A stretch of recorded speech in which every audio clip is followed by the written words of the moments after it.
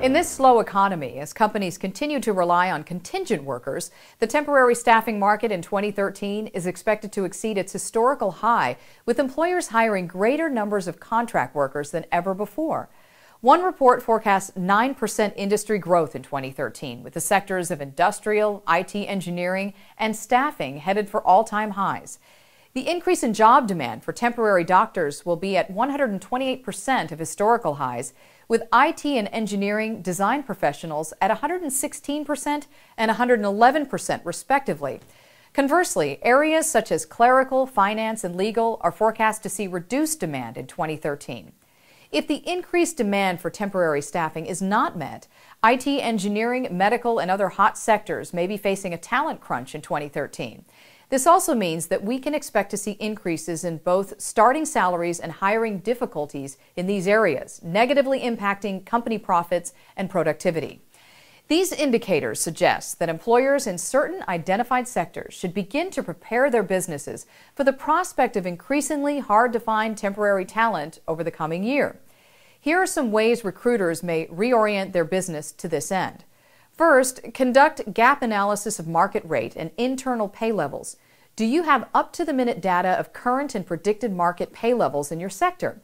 Is there a gap between what you were paying and the current market? And is this gap expected to widen over the next year? Are you on a path towards increasingly less competitive salaries?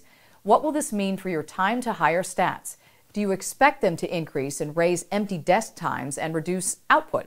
This gap analysis can help to form the basis of your hiring strategy for the potential temporary sector talent crunch in 2013.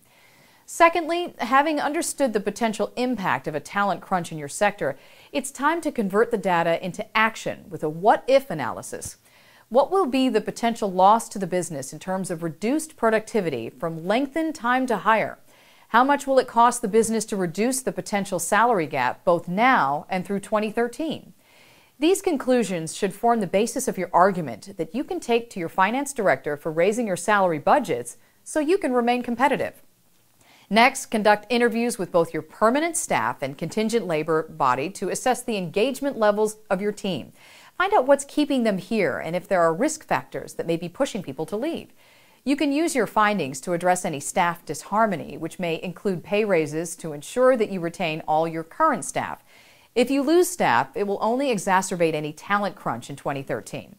Finally, track the end dates of existing labor contracts. This may sound obvious, but many small businesses do not have a good system for tracking the end date of current contingent labor contracts, often leaving them with a tough and awkward negotiating position.